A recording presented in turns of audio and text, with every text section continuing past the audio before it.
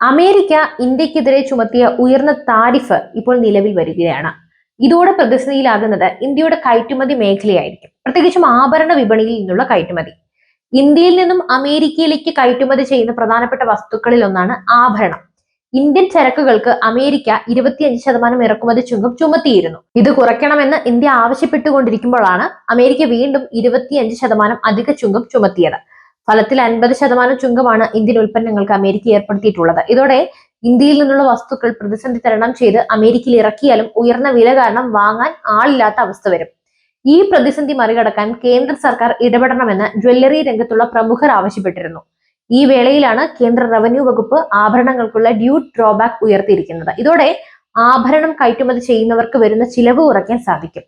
കേന്ദ്രത്തിന്റെ ഇടപെടൽ ജ്വല്ലറി മേഖലയ്ക്ക് ആശ്വാസം നൽകുന്നതാണ്. സ്വർണം ആഭരണങ്ങൾക്ക് 4468 രൂപയാണ് ഇതുവരെ ഡ്രോബാക്ക് ഡ്യൂട്ടിയായി നൽകിയിരുന്നത്. ഇത് 5234 രൂപയായി ഉയർത്തി. 10 ഗ്രാമിന് നൽകുന്ന തുകയാണിത്. വെള്ളി ആഭരണങ്ങൾക്ക് നൽകിയിരുന്ന തുക 335 നിന്നും 466 രൂപയാക്കി ഉയർത്തി. പ്ലാറ്റിനം ആഭരണങ്ങൾക്കുള്ള ഡ്രോബാക്ക് ഡ്യൂട്ടി 4468 നിന്നും 5234 ഉയർത്തി. ഇനി എന്താണ് ഈ ഡ്രോബാക്ക് ഡ്യൂട്ടി എന്ന് പറഞ്ഞു തരാം. ആഭരണം നിർമ്മിക്കുന്നവർ വിദേശത്ത് നിന്നും സ്വർണം ഇറക്കുമതി ചെയ്യുമ്പോൾ എക്സൈസ് ഡ്യൂട്ടി നൽകേണ്ടതുണ്ട്. ഈ സ്വർണം ഉപയോഗിച്ച് ആഭരണം നിർമ്മിച്ച് വിദേശത്തേക്ക് കയറ്റുമതി ചെയ്യുമ്പോൾ നേരത്തെ വാങ്ങിയ എക്സൈസ് ഡ്യൂട്ടിയുടെ ഒരു ഭാഗം സർക്കാർ തിരിച്ചു കൊടുക്കും, അല്ലെങ്കിൽ പൂർണ്ണമായും തിരിച്ചു കൊടുക്കും. ഇതാണ് ഡ്യൂട്ടി ഡ്രോബാക്ക്. ഇത് ആഭരണം നിർമ്മിച്ച് കയറ്റുമതി ചെയ്യുന്നവർക്ക് വലിയ ആശ്വാസമാണ്. ഇങ്ങനെ തിരിച്ചു കിട്ടുന്ന തുക കയറ്റുമതി വർദ്ധിപ്പിക്കാൻ പ്രേരിപ്പിക്കുന്നതാണ്. ഇറക്കുമതി ചെയ്യുമ്പോൾ വരുന്ന ചിലവ് കയറ്റുമതി ചെയ്യുമ്പോൾ മടക്കി കൊടുക്കുകയാണ്.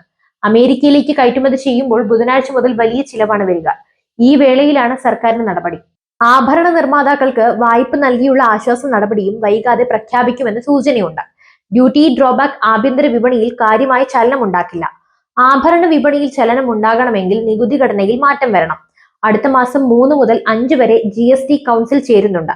സ്വർണത്തിന്റെ GST നിലവിലെ 3% നിന്നും 5% ആക്കുമോ അതോ 1% കുറയ്ക്കുമോ എന്നാണ് ഇനി അറിയേണ്ടത്. കൗൺസിൽ നികുതി കുറച്ചാൽ ആഭ്യന്തര വിപണിയിൽ സ്വർണ്ണവില വീണ്ടും കുറയും. അപ്പോൾ എന്തായാലും ഈ വിഷയത്തെക്കുറിച്ചുള്ള ഇന്ത്യയുടെ ഈ വൻ നീക്കത്തെക്കുറിച്ചുള്ള നിങ്ങളുടെ അഭിപ്രായങ്ങൾ കമന്റ് ബോക്സിൽ രേഖപ്പെടുത്തൂ. മറ്റൊരു വാർത്തയും വിഷയവുമായി വീണ്ടും എത്തും വരെ നന്ദി.